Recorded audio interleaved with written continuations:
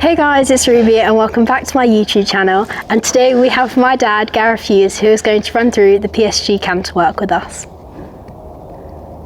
Hi, so I'm Ruby's dad.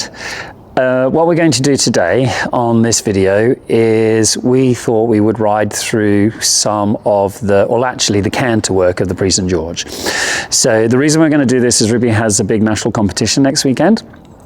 So she does need to practice.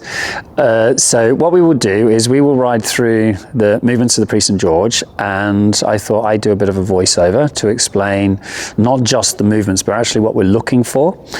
The other aspect of it is learning how we ride the movements, what we think about, what we prioritize through the movements. Because what we have to remember is there's three parts to every movement. There's a beginning, there's a middle, and there's an end.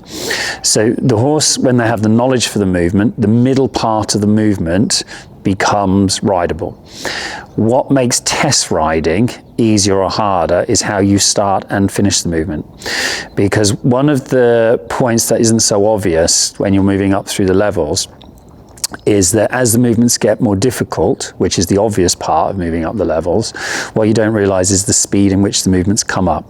So what we have to think about is not just the middle part of the movement, but the beginning and the end, and especially how we finish a movement, because how we finish a movement sets us up for the next line. So as we go through on this video, I'll explain what we're looking for and try and give you some handy tips. Now, as we're going to ride the competition line, but we're purposely going to work on how we get in and out, and to do that we're going to keep the half pirouette a lot bigger and then for the test we will bring it smaller. So Ruby's going to come onto the line.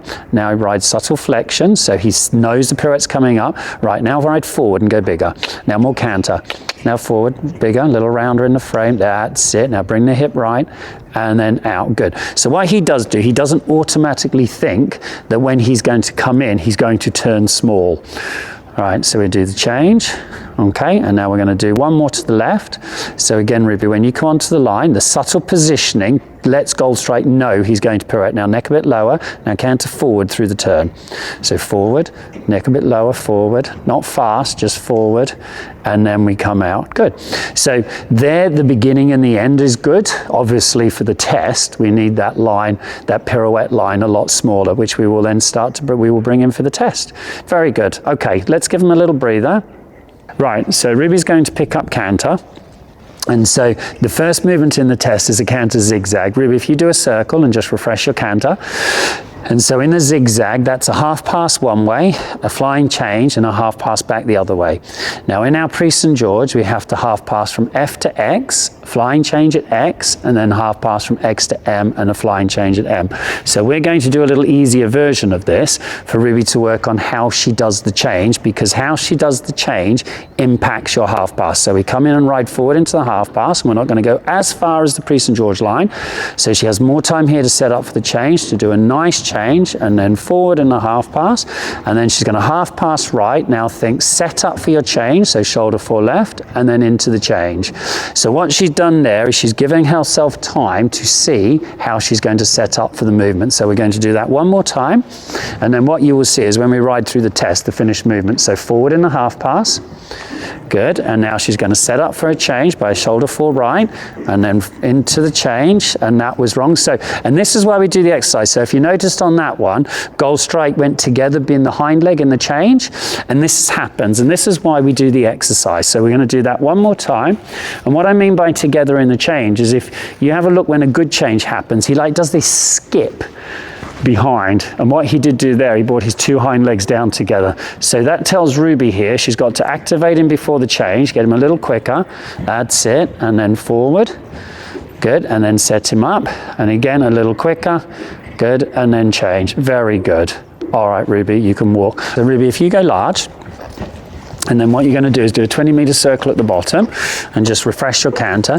Now the last, one of the last movements is, so we've gone through the zigzag, we've gone through a little bit with the pirouettes, and now we have tempi changes. And what tempi changes are, is they're changes on a certain number of strides. So in the Prix St. we have to do 5 changes every 4 strides and 5 changes every 3 strides. Now in the test, we do the 4s off the left rein, and we do the 3s off the right. So that's what we practice, because horses can find coming off the left rein or right rein quite different.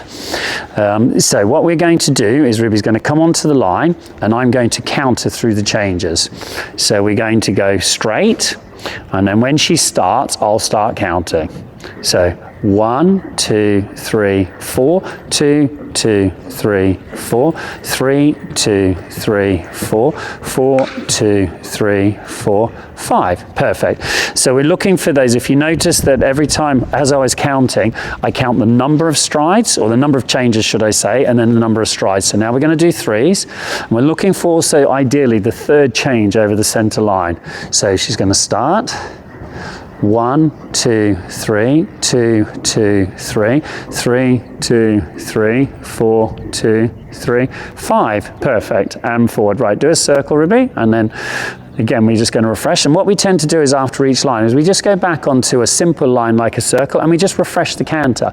Gears give you control. So even though all these lines are in a collected canter, we need to make different collected canters. So we're looking to have eventually 3 or 4 collected canters. The more gears you have in your collected canter, the easier it is to get in and out of your lines. Okay, so now we're going to ride through the Prix St Canter Work. So we have to pick up canter at K.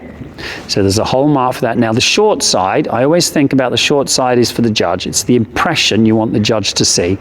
So we go deep into the corner. Now she's going to commit to the left half pass, and we want to get to the center line 2 strides before the change. So straight, good, and then change over X. And now we want to commit to the right half pass, and then we want to get there a couple of strides before M, so Ruby can set up to ride a nice change at M. So again, now the short side is for the judge and for you to set up for the next line. So now we're going to come into the pirouette. So Ruby's going to come onto the diagonal line. The pirouette's about halfway between the corner marker and X, so she's going to stay right, and now she's going to turn left. Good, good, turn. Good. And then she's got to look for a line coming out. Now she has to think about how she rides the corner. So we want subtle flexion over the leading leg. She comes out, 2 strides later, change. So now she's going to think about her corner and coming onto the diagonal line. Now subtle right flexion. He's going to stay out to the left, and now she can turn right. So she's going to bring the shoulders round, and now she's got to look for her line back to M, deep into the corner, subtle right flexion. So when she comes out of the corner, she can straighten for 2 strides to do a change at C. And now we go deep in the corner and straight into the tempi. So she's got to come onto the diagonal line, get him straight forward, and then we start 1, 2, 3, 4, 2, 2, 3, 4, 3, 2, 3, 4, 4, 2, 3, 4. Good. So that was 5 4s, and now she's going to use the short side to sit up and present him to the judge, refresh him slightly, and goal strike's nice and spooky in the corner of our arena here. And she's going to come straight onto the diagonal line, look for the diagonal line, straight, set herself up, and then when she's ready, into the 3s. So she had a little mistake there at the start, but she has to be able to keep going. Good. So you see there, she actually did 5 really good 3s. Now she had that subtle break of fluency at the beginning. If that happens in the test, what you have to do is regroup and continue through your line. So there, Ruby rode it like in a test. Now in training, we might have come back and repeated that, but it's really important in the test that you don't let the mistake work against you. So now she's going to come back and then do your change. Good. And now we go down the center line. Daisy. We go down the center line. She's going to do her halted X. So every single one of these movements are marked individually. And so it's really important that what we do is that you focus on the movement, but you really think about how you finish, because that short line in between your movements allows you to set up. And like Ruby had in the 3s, it's making sure that if a subtle mistake comes into the movement, is that we stay committed to the line and we don't take it forward into the next line. I hope you guys enjoyed this training video, and if you did, make sure to like and subscribe down below and comment what different training videos you want to see, what you want to see more of. And yeah, I really hope you enjoyed the video, and I'll see you guys in the next one. Love you. Bye.